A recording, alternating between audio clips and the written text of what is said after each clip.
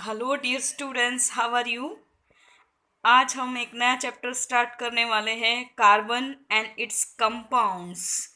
तो dear students, हम जब सुबह में उठते हैं तब से हमारी जो लाइफ है उसमें जो हम डिफरेंट डिफरेंट चीज़ें यूज़ करते हैं, तो वो सारी चीज़ें जो है अगर उनकी गिनती करने जाए तो बहुत सारी चीज़ें ऐसी मिलेगी कि जो सारी चीज़ें कार्बन में से बनी हैं। तो डियर स्टूडेंट्स, हम सुबह में उठ के अगर हम बात करें, पहले ब्रश करते हैं तो ब्रश के ब्रिसल्स और जो टूथपेस्ट यूज़ करते हैं वो सारी चीज़ें जो है उसमें कार्बन यूज़ होता है। सोप्स, डिटर्जेंट्स, शैम्पू, उसकी बात करें तो वो भी कार्बन का बना होता है। अगर फूड मटेरियल्स की बात करें, चलो ब्रश तो कर लिया, नहा भी लिए, लेकिन उसके बाद कई लोगों को होता है ऐसा कि कॉफ़ी और टी के बगैर नहीं चलता। तो कॉफ़ी और टी के अंदर भी कार्बन होता है। फिर नाश्ता करते हैं तो उसमें भी जो ग्रेन्स यूज़ होता है, पल्सीज हम यूज़ करते हैं, फ्रूट्स एंड वेजिटेबल यूज़ करते हैं। ये सारी की सारी चीज़ें जो है वो कार्बन की बनी होती है। और अगर उसके बाद हम क्लोथ्स की बात करें तो कॉटन, वूल, सिल्क, नायलॉन, ये सारी चीज़ें जो है उसके अंदर भी कार्बन मौजूद होता है। डियर स्टूडेंट्स, हम फ्यूल्स की बात करें तो एलपीजी, सीएनजी, पहले के टाइम पे वुड बहुत ज़्यादा यूज़ होता था, कॉल यूज़ होता था। तो ये सारी चीज़ें, पेट्रोलियम, ये सारी चीज़ों में भी कार्बन प्रेजेंट होता है। ये स्टूडेंट्स, अभी आपकी स्क्रीन के ऊपर एक नोटबुक दिख रही है, वो क्या है? वो पेपर भी तो किससे बना है? वुड से बना है। और वुड के अंदर क्या प्रेजेंट होता है? वुड मतलब उसके अंदर सेल्यूलोज होता है। वो सेल्यूलोज के अंदर भी क्या होता है? कार्बन प्रेजेंट होता है।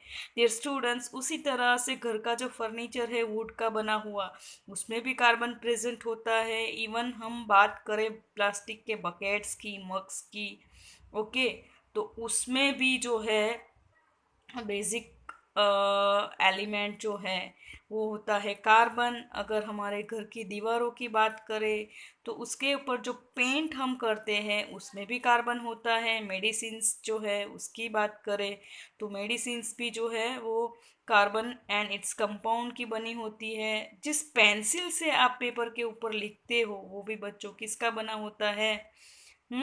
पेंसिल के अंदर जो ग्रेफाइट जो होता है उससे तो हम लिखते हैं, तो वो क्या है? It's a form of carbon.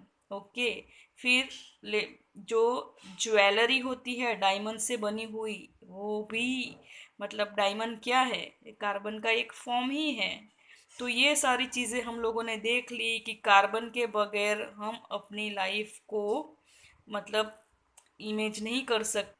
और डियर स्टूडेंट्स, अगर हम खुद की बात करें अपनी और हमारे अलावा भी अदर लिविंग ऑर्गेनिजम्स की बात करें तो we or other living organisms have a large variety of carbon compounds in the form of different amino acids, fatty acids, various vitamins, enzymes, etc. तो डियर स्टूडेंट्स, हमारी लाइफ तो carbon के साथ जुड़ी ही है। हमारे सराउंडिंग में भी बहुत सारी चीज़ें हैं जिससे जिसके साथ हम भी जुड़े हैं, ठीक है। तो बच्चों, जहाँ देखो वहाँ कार्बन ही कार्बन है। तो क्या सही में अर्थ के ऊपर इतना ज़्यादा अमाउंट में कार्बन है कि हमारे अंदर भी कार्बन है, हमारे बाहर भी कार्बन है? तो डियर स्टूडेंट्स, ऐसा बिल्कुल भी नहीं है। जो कार्बन है अर्थ क्रस्ट में 0.02% होता है, और वो भी कार्बोनेट के फॉर्म में, हाइड्रोजन कार्बोनेट के फॉर्म में, कॉल के फॉर्म में या पेट्रोलियम के फॉर्म में। और अगर बात करें हम एटमॉस्फेयर के अंदर प्रेजेंट कार्बन की, तो वो कार्बन डाइऑक्साइड के फॉर्म में प्रेजेंट होता है, और उसकी मात्रा जो है वो सिर्फ 0.03% होती है डियर स्टूडेंट्स। फिर भी अगर देखने जाए तो कार्बन के 3 मिलियन कंपाउंड्स जो है वो एग्जिस्ट करते हैं डियर स्टूडेंट्स। सोचने वाली बात है कि कार्बन का जो प्रपोर्शन है इतना कम होने के बावजूद भी इतने सारे कंपाउंड्स कैसे एग्जिस्ट करते हैं। तो आज देखते हैं कि उसके रीजंस क्या है। तो सबसे पहले हम देख लेते हैं कि कंपाउंड्स बनने के लिए कोई भी एलिमेंट का इलेक्ट्रॉनिक कॉन्फ़िगरेशन बहुत ही इम्पोर्टेंट रोल प्ले करता है।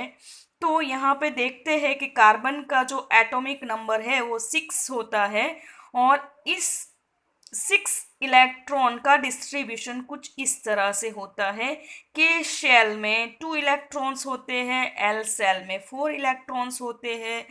तो यहाँ पे आउटर मोस्ट शेल है वो एल है और एल के अंदर 4 इलेक्ट्रॉन्स है डियर स्टूडेंट्स। तो यहाँ पे 4 इलेक्ट्रॉन्स वो गेन भी कर सकता है या 4 इलेक्ट्रॉन्स लॉस भी कर सकता है, इसीलिए कार्बन की जो वैलेंसी है वो 4 होती है डियर स्टूडेंट्स। यहाँ पे एक डायग्राम ड्रॉ किया है, उसके अंदर आप अभी देख पा रहे हो कि न्यूक्लियस के अंदर 6 प्रोटॉन्स है और उसके अराउंड के शेल दिख रहा है जिसके अंदर 2 इलेक्ट्रॉन्स है। आप देख पा रहे हो यहाँ पे 2 इलेक्ट्रॉन्स है और उसके बाहर एक एल शेल है जिसके अंदर 4 इलेक्ट्रॉन्स है। तो डियर स्टूडेंट्स अभी देखने जाए तो कार्बन को उसके नज़दीक के नोबल गैस का जैसा बनना हो, उसके जैसे कॉन्फ़िगरेशन गेन करना हो, उसके नज़दीक का जो नोबल गैस है नियोन, नियोन की अगर बात करें तो नियोन का एटॉमिक नंबर 10 होता है। उसके जैसे कॉन्फ़िगरेशन अटेन करने के लिए उसको और 4 इलेक्ट्रॉन्स की ज़रूरत पड़ेगी। या इस तरफ हम देखें कि उसको अगर हीलियम जैसा बनना हो, हीलियम भी तो नोबल गैस है, उसके जैसा बनना हो तो डियर स्टूडेंट्स क्या करना पड़ेगा, तो उसको करना पड़ेगा ये 4 इलेक्ट्रॉन्स अगर वो लॉस कर दे तो हीलियम जैसा बन जाएगा, या तो अगर 4 इलेक्ट्रॉन्स यहाँ पे गेन कर लेगा तो वो नियॉन जैसा बन जाएगा। तो 2 कंडीशन है यहाँ पे, टू गेन और टू लॉस 4 इलेक्ट्रॉन्स। अगर वो 4 इलेक्ट्रॉन्स गेन करता है तो वो बन जाएगा एनायन और 4 इलेक्ट्रॉन्स अगर वो लॉस करता है तो बन जाएगा वो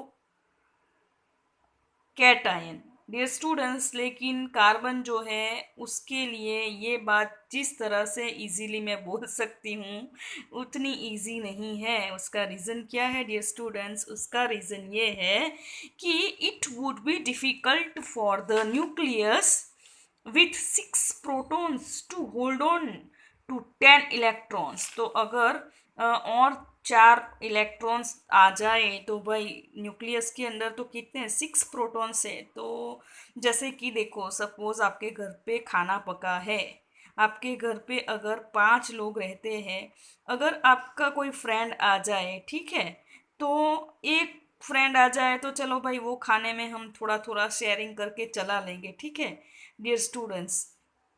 लेकिन अगर 5 लोगों का खाना बना है और दूसरे 5 लोग आ जाए तो क्या करना पड़ेगा, बोलो क्या करना पड़ेगा, दूसरा खाना पकाना पड़ेगा ना। तो बस वैसी ही बात है कि कार्बन के न्यूक्लियस के पास तो 6 प्रोटॉन्स है, तो वो अगर इतने सारे इलेक्ट्रॉन्स यानी कि 4 इलेक्ट्रॉन्स और एक्स्ट्रा आ गए तो वो उसको होल्ड नहीं कर पाएगा, तो उसके लिए बहुत डिफ़िकल्ट हो जाएगा ठीक है। तो ये तो भाई कुछ पॉसिबल नहीं है।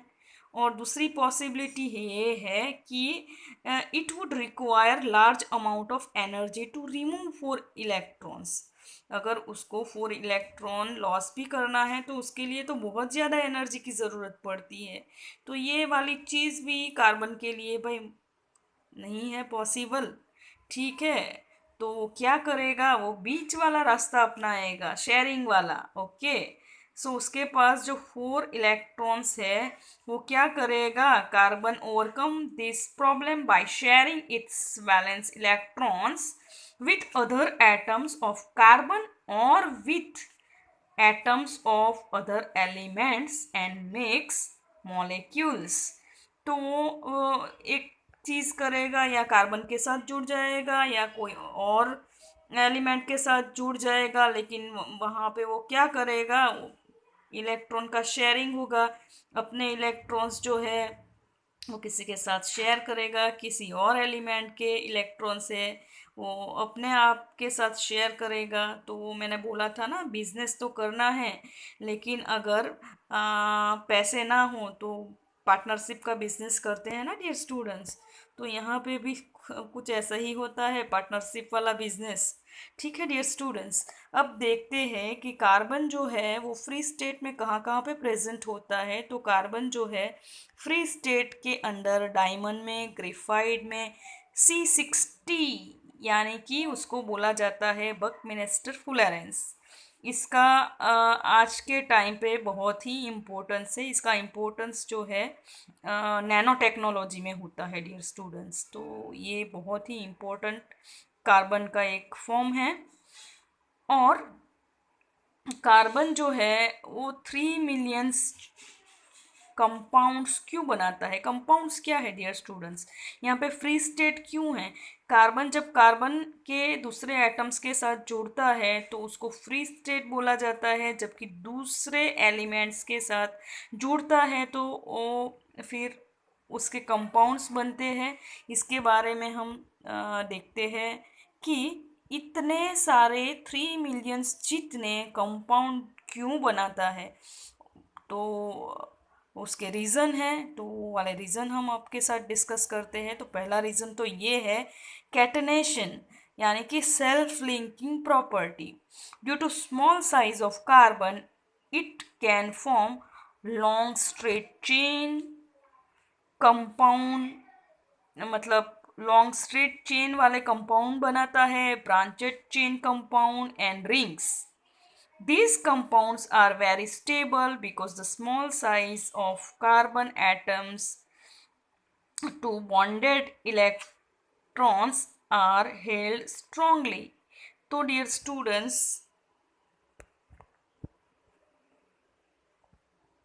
कार्बन अगर किसी और के साथ जुड़ता है तो कार्बन की जो स्मॉल साइज है वो उसके लिए बहुत ही बेनिफिशियल रहेगी, क्योंकि वो और एलिमेंट के साथ इलेक्ट्रॉन का शेयरिंग करेगा। तो न्यूक्लियस से ये वाला डिस्टेंस कम होने के कारण ये प्रोटॉन का फोर्स ऑफ अट्रैक्शन जो है वो नज़दीक के एटम पे भी सफिशिएंट लगेगा, और उसके कारण जो बॉन्ड है वो बहुत ज़्यादा स्ट्रॉन्ग रहेगा, और उसके कारण जो भी कंपाउंड बनेगा वो कंपाउंड बहुत स्टेबल होगा डियर स्टूडेंट्स।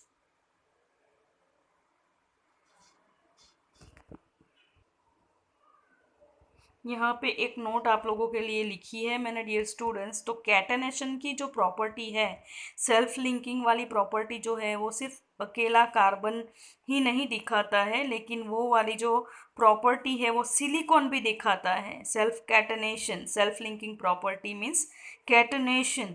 तो 7 to 8 एटम्स तक सिलिकॉन जो है अपने ही जैसे और एलिमेंट के साथ जुड़ता है। अपने ही जैसे मतलब सिलिकॉन सिलिकॉन के दूसरे एटम्स के साथ जुड़ता है, लेकिन यहाँ पे जो है सिर्फ 7 या 8 एटम्स तक ही चेन बन पाती है, उससे ज़्यादा लंबी चेन नहीं बन पाती है। उसके दो रीज़न हैं। उसका एक रीज़न है कि सिलिकॉन की साइज़ जो है कार्बन की कंपेयर में बड़ी होती है, और दूसरी चीज़ ये है कि सिलिकॉन जो है वो ज़्यादा रिएक्टिव होता है। रीज़न बस वही है कि साइज़ बड़ी है, तो क्या होगा डियर स्टूडेंट्स, उसके न्यूक्लियस का जो फोर्स ऑफ अट्रैक्शन है वो दूर तक नहीं जाएगा। ठीक है डियर स्टूडेंट्स, क्योंकि वहाँ पे के शेल होगा, एल शेल होगा, और साथ साथ में एम शेल भी होगा। तो एम शेल जो है वैलेंस शेल होगा, तो एल शेल की कंपेयर में एम शेल जो है उसका डिस्टेंस न्यूक्लियस से दूर हो जाएगा। ठीक है डियर स्टूडेंट्स, तो ये रीज़न है।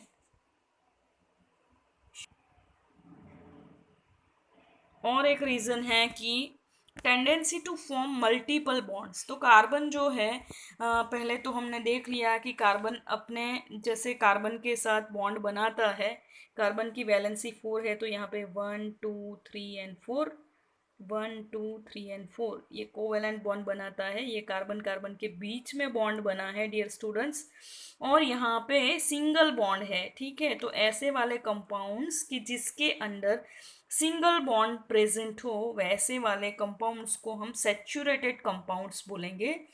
और कार्बन की टेंडेंसी जो है डबल बॉन्ड और ट्रिपल बॉन्ड बनाने की भी है। तो यहाँ पे कार्बन जो है दूसरे कार्बन के साथ डबल बॉन्ड से जुड़ा है। ऐसा ज़रूरी नहीं है कि कार्बन कार्बन के साथ ही डबल बॉन्ड से जुड़ता है। यहाँ पे आप देख सकते हो कि कार्बन ऑक्सीजन के साथ भी डबल बॉन्ड से जुड़ा है। यहाँ पे कार्बन जो है ट्रिपल बॉन्ड से दूसरे कार्बन के साथ जुड़ा है। वैसे ही यहाँ पे आप लोग देख सकते हो कि कार्बन नाइट्रोजन के साथ भी ट्रिपल बॉन्ड से जुड़ा है। और ये सारे कंपाउंड्स के जिसके अंदर डबल बॉन्ड या ट्रिपल बॉन्ड प्रेजेंट हो, तो ऐसे वाले कंपाउंड्स जो होते हैं उसको बोला जाता है अनसैचुरेटेड कंपाउंड्स। ठीक है डियर स्टूडेंट्स, अब हम आगे बढ़ते हैं कि मैंने पहले बताया आप लोगों को कि कैटनेशन वाली प्रॉपर्टी। तो कैटनेशन के कारण कार्बन जो है चेन बना सकता है, तो स्ट्रेट चेन बना सकता है। तो आप देख सकते हो कि यहाँ पे सारे कार्बन्स एक लाइन में जुड़े हैं। दूसरा, ऐसा ज़रूरी नहीं है कि वो हमेशा स्ट्रेट चेन ही बनाए, वो बना सकता है ब्रांचेड चेन भी। तो यहाँ पे आप देख सकते हो कि यहाँ पे मीथेन जुड़ा हुआ है, यहाँ पे इथेन जुड़ा है और यहाँ पे दो ब्रांच बना ली है। ठीक है, तो डियर स्टूडेंट्स इस तरह से वो ब्रांच भी बना सकता है। और हम जो है कौन से कंपाउंड का नाम क्या है वो इसके बाद आने वाले वीडियोस में हम डिस्कस करेंगे नॉमेनक्लेचर में। तो ये जो है हेप्टेन है, बता ही देती हूँ हेप्टेन है, ठीक है। और बाकी का जो मैं है आपको आगे वाले आने वाले वीडियोस में पूरा नॉमेनक्लेचर वाला आपको पढ़ाऊँगी। और अब बात करें तो ब्रांचेड की भी कर ली बात, स्ट्रेट चेन की भी कर ली। अब देखेंगे कि कार्बन जो है ऐसा ज़रूरी नहीं कि ब्रांच और ब्रांचेड भी होता है, लेकिन साथ साथ में वो रिंग भी बनाता है। यानी कि यहाँ पे ऊपर आप लोगों ने देखा कि दो एंड जो थे वो ओपन थे, यहाँ पे भी ओपन है, यहाँ पे भी ओपन है, लेकिन यहाँ पे जो है आप लोग देख सकते हो कि पूरी एक रिंग बनाई है। ये स्ट्रक्चर है साइक्लोहेक्सेन का। तो डियर स्टूडेंट्स आप देख सकते हो कि कार्बन जो है अदर 4 एटम के साथ जुड़ा है। जैसे कि यहाँ पे जो है ये बॉन्ड दिखाया है 1 2 3 4 कार्बन, और दो कार्बन के साथ जुड़ा है, साथ में दो हाइड्रोजन के साथ भी जुड़ा है। तो हर एक कार्बन में ये चीज़ आप देख सकते हो कि कार्बन और दो कार्बन के साथ जुड़ा है और साथ साथ में दो हाइड्रोजन के साथ भी जुड़ा है। इस तरह से साइक्लोहेक्सेन की तरह यहाँ पे एक स्ट्रक्चर देख सकते हो, वो है साइक्लोब्यूटेन का। तो डियर स्टूडेंट्स यहाँ पे जो है टोटल कार्बन जो है वो 4 है, और सारे कार्बन्स जो है वो और दो कार्बन्स के साथ और दो हाइड्रोजन के साथ जुड़े हैं। तो ये हो गया रिंग वाला स्ट्रक्चर डियर स्टूडेंट्स। आगे बढ़ते हैं। टेट्राकोवेलेंसी ऑफ कार्बन, तो कार्बन की जो टेट्राकोवेलेंसी है वो भी रिस्पॉन्सिबल है कार्बन के 3 मिलियंस कंपाउंड बनने के लिए। तो carbon can makes compound with carbon and other elements like oxygen, nitrogen, sulphur and halogen. तो डियर स्टूडेंट्स ये वाले चैप्टर में हम आगे यही तो सब पढ़ने वाले हैं, जो ग्रुप आएंगे बहुत सारे फंक्शनल ग्रुप हम पढ़ने वाले हैं। तो इसके अंदर नाइट्रोजन या हेलोजन, हेलोजन मतलब क्लोरीन, फ्लोरीन, ब्रोमीन, आयोडीन जो है वो हेलोजन ग्रुप के एलिमेंट्स है। तो वो सारे जो है वो भी कार्बन के साथ जुड़ते हैं और नए नए कंपाउंड्स बनाते हैं, और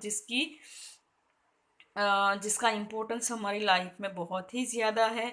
और ऐसा बोला जाता है कि कार्बन और उसके कंपाउंड की स्टडी कोई इंसान करने जाए तो उसकी पूरी लाइफ भी कम पड़ती है इसकी स्टडी करने के लिए, इतने सारे कंपाउंड्स है डियर स्टूडेंट्स। तो आपके सामने अभी एक स्ट्रक्चर आ रहा है, वो कार्बन का ही एक कंपाउंड है जिसका नाम है मीथेन। ये वाला जो है टॉपिक मैंने कार्बन का ये जो कंपाउंड है मीथेन, उसकी डिस्कस मैंने लेविस डॉट स्ट्रक्चर या इलेक्ट्रॉन डॉट स्ट्रक्चर वाले वीडियो में कर ली है डियर स्टूडेंट्स। तो प्ले लिस्ट में आपको ये वाला चैप्टर दिख जाएगा। अगर डिटेल में आपको स्टडी करनी है तो वो बहुत ही अच्छे से बहुत सारे कंपाउंड्स, कार्बन के अलावा भी बहुत सारे कंपाउंड्स जो है कोवेलेंट बॉन्ड्स कैसे बनाते हैं उसके बारे में, और इसमें बताया है मैंने कि इलेक्ट्रॉन का शेयरिंग कैसे होता है। तो आओ देखते हैं कि मीथेन जो है वो कैसे बनता है। तो यहाँ पे कार्बन के 4 इलेक्ट्रॉन्स जो है वैलेंस इलेक्ट्रॉन्स होते हैं और हाइड्रोजन के पास एक इलेक्ट्रॉन है। तो कार्बन को नियॉन जैसा बनने के लिए और 4 इलेक्ट्रॉन्स की ज़रूरत है, जबकि हाइड्रोजन को हीलियम के जैसे बनने के लिए और एक इलेक्ट्रॉन की ज़रूरत है बच्चों। तो यहाँ पे हाइड्रोजन क्या करेगा, शेयरिंग करेगा। तो ये 2 इलेक्ट्रॉन हाइड्रोजन के भी कहलाएंगे और कार्बन के भी कहलाएंगे। शेयरिंग तो भाई वही होता है ना, पार्टनरशिप वाला बिजनेस। ठीक है ये स्टूडेंट्स, तो यहाँ पे कार्बन के अराउंड जो क्रॉस वाला जो है इलेक्ट्रॉन ही है, ताकि आप इजीली आइडेंटिफाई करो हाइड्रोजन के इलेक्ट्रॉन्स, इसीलिए मैंने यहाँ पे क्रॉस बनाया है। तो यहाँ पे कुल मिला के 8 इलेक्ट्रॉन्स हो गए, जो कि एल सेल जो है पूरा भर गया और ऑक्टेट कंप्लीट हो गया। तो कार्बन जो है वो स्टेबल हो गया और साथ साथ में हाइड्रोजन भी जो है हीलियम जैसा कॉन्फ़िगरेशन उसका भी हो गया। तो हीलियम जो है वो स्टेबल होता है, वैसे हाइड्रोजन भी स्टेबल अभी हो गया है। इसीलिए जो मीथेन है उसमें कार्बन और हाइड्रोजन दोनों ही स्टेबल हो जाते हैं इस तरह से बच्चों। अब हम इथेन का कॉन्फ़िगरेशन देखेंगे। तो इथेन में आप सब देख पा रहे हो कि कार्बन जो है उसके जैसे दूसरे कार्बन के साथ इलेक्ट्रॉन शेयरिंग से जुड़ा है और 3 हाइड्रोजन के साथ भी जुड़ा है। तो मतलब कार्बन की वैलेंसी 4 है, तो यहाँ पे वो कितने 4 बॉन्ड्स बनाए हैं आप देख सकते हो। यहाँ पे 4 लाइंस भी दिख रही है कार्बन के साथ, 1 2 3 4। ठीक है, 4 लाइंस मतलब कितने उसके साथ और किसी और एलिमेंट के सेम इलेक्ट्रॉन्स जुड़े होंगे। ठीक है डियर स्टूडेंट्स, तो यहाँ पे इथेन का स्ट्रक्चर जो है वो कुछ इस तरह से होता है। तो ये स्ट्रक्चर है वो डॉट स्ट्रक्चर है, इस तरह से भी हम उसको लिख सकते हैं। उसको शॉर्ट फॉर्म में कुछ इस तरह से भी लिख सकते हैं। अगर 3 कार्बन के साथ हाइड्रोजन, मतलब 3 हाइड्रोजन ये वाले कार्बन के साथ जुड़े हैं, तो यहाँ पे CH3 लिखा है, यहाँ पे भी CH3 लिखा है। ठीक है, दोनों का इस तरह से हम लिख सकते हैं। और उसको और भी शॉर्ट फॉर्म में हमें कन्वर्ट करना हो तो C2H6 इस तरह से भी केमिकल फॉर्मूला हम लिख सकते हैं बच्चों। अब हम एक और अनसेचुरेटेड कार्बन का कंपाउंड देख लेते हैं, वो है इथीन। तो यहाँ पे अगर हाइड्रोजन की मात्रा पर्याप्त ना हो, ठीक है, तो कार्बन जो है वो अपने बाकी के इलेक्ट्रॉन का भी शेयरिंग कर लेगा। तो बच्चों पहले हमने इथेन का देखा तो यहाँ पे 2 ही इलेक्ट्रॉन्स थे, लेकिन यहाँ पे जो है 4 इलेक्ट्रॉन का शेयरिंग हो रहा है। 4 इलेक्ट्रॉन्स मतलब डबल बॉन्ड। ठीक है डियर स्टूडेंट्स, तो यहाँ पे आप एक डबल बॉन्ड देख सकते हो। ये है फॉर्मूला इथीन का। किसका है? इथीन का। तो इथीन को हम इस तरह से भी लिख सकते हैं और उसका फॉर्मूला, केमिकल फॉर्मूला जो है वो C2H4 भी हम लिख सकते हैं डियर स्टूडेंट्स। तो और एक चीज़ मैं आपको आगे दिखाती हूँ। इथाइन का फॉर्मूला, इथाइन में यहाँ पे हाइड्रोजन की और ज़्यादा कमी हो गई। तो डियर स्टूडेंट्स, कार्बन क्या करेगा? कोई बात नहीं, हाइड्रोजन नहीं है तो हम अपने आप में काम चला लेंगे, ऐसा मतलब आपस में समझौता कर लेते हैं डियर स्टूडेंट्स। तो देखो यहाँ पे क्या किया है, ये वाले कार्बन के 3 इलेक्ट्रॉन्स, ये वाले कार्बन के 3 इलेक्ट्रॉन्स उन्होंने आपस में शेयरिंग कर लिया। हाइड्रोजन ज़्यादा नहीं है तो क्या हुआ, उन्होंने आपस में शेयरिंग करके क्या किया, ट्रिपल बॉन्ड बना लिया। क्या बच्चों, ट्रिपल बॉन्ड बना लिए, ठीक है। तो यहाँ पे हाइड्रोजन के साथ तो सिंगल बॉन्ड है ही, और कौन सा है बॉन्ड, ये कोवेलेंट बॉन्ड है। और यहाँ पे कार्बन कार्बन के साथ कौन सा बॉन्ड बना लिया, ये ट्रिपल कोवेलेंट बॉन्ड बनाया डियर स्टूडेंट्स। तो इसका केमिकल फॉर्मूला हम इस तरह से लिख सकते हैं C2H2, ठीक है। और ये वाला जो हाइड्रोकार्बन है वो अनसैचुरेटेड हाइड्रोकार्बन है डियर स्टूडेंट्स। कौन सा हाइड्रोकार्बन है, अनसैचुरेटेड हाइड्रोकार्बन है। वो अनसैचुरेटेड इसलिए कहलाता है कि यहाँ पे जो है हाइड्रोजन की कमी की वजह से उन्होंने आपस में ही काम चला लिया है। तो ऐसे वाले जो कंपाउंड्स होते हैं वो बहुत ज़्यादा स्टेबल नहीं होते हैं। वो जनरली क्या करते हैं, उसको हाइड्रोजन मिल जाए तो ये ट्रिपल बॉन्ड जो है वो धीरे धीरे टूटने लगेंगे, और उसकी जगह पे हाइड्रोजन जो है वो जुड़ने लगेंगे। ऐसे वाले जो रिएक्शंस हैं वो भी हम आगे के वीडियोस में देखेंगे कि वेजिटेबल घी होता है, उसके प्रोडक्शन में जो है हाइड्रोजन का एडिशन होता है, हाइड्रोजनेशन होता है डियर स्टूडेंट्स। तो आगे के बहुत सारे वीडियो में हम देखेंगे, उसका इम्पोर्टेंस वैसे तो हमारी लाइफ में बहुत ज़्यादा है, ठीक है डियर स्टूडेंट्स। तो ये था आज का video carbon and its compound के बारे में। अब हम मिलते हैं नोमेनक्लेचर के साथ। तो डियर स्टूडेंट्स, ये वाला चैप्टर तो मैं सही में बताऊं बहुत ही ज़्यादा इंटरेस्टिंग है, और सही में केमिस्ट्री में सबसे ज़्यादा मज़ा आती है तो ये वाले चैप्टर में भाई, बहुत ही ज़्यादा इंटरेस्टिंग है, ठीक है। और हाँ, इसका वेटेज भी बहुत ज़्यादा है बोर्ड की एग्ज़ाम में, है ना।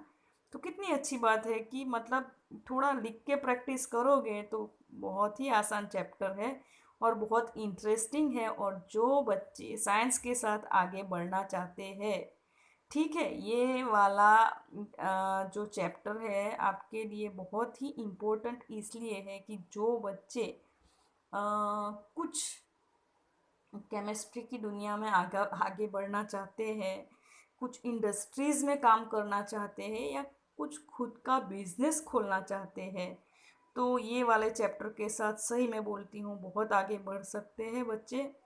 तो ये वाले चैप्टर को आप ध्यान से पढ़ना, क्योंकि 11th 12th में आप जब आगे जाओगे बच्चों, तो इसी के ऊपर बहुत सारा आपको पढ़ना है। क्योंकि 11th 12th में अगर आप देखने जाओगे तो केमिस्ट्री के दो पार्ट है, तो पार्ट 2 तो पूरा ये बस कार्बन के सारे कंपाउंड्स के ऊपर ही डिपेंड करता है। तो मैं फिर से आप लोगों को एक बार एडवाइस देती हूँ कि कार्बन एंड इट्स कंपाउंड वाले चैप्टर को सिर्फ 10th स्टैंडर्ड के पॉइंट ऑफ व्यू से ही नहीं, लेकिन आपके ब्राइट फ्यूचर के व्यू से भी अच्छे से स्टडी करना बच्चों, ताकि आपको आगे जाके बहुत ही फ़ायदा होगा इससे। आप अगर इंडस्ट्रीज़ में जॉब करने जाओगे या खुद का बिजनेस भी कोई स्टार्ट करोगे, खुद की इंडस्ट्रीज़ भी आप स्टार्ट कर सकते हो इससे। इसीलिए इसको अच्छे से पढ़ना, लिख लिख के प्रैक्टिस करना, और मिलते हैं बहुत सारी इंफॉर्मेशन के साथ आगे के वीडियोस के साथ। तब तक टेक केयर, बाय। एंड हाँ, क्या करना है आपको, चैप्टर को शेयर करना है, सब्सक्राइब करना है, लाइक करना है। ओके, बाय, जय हिंद।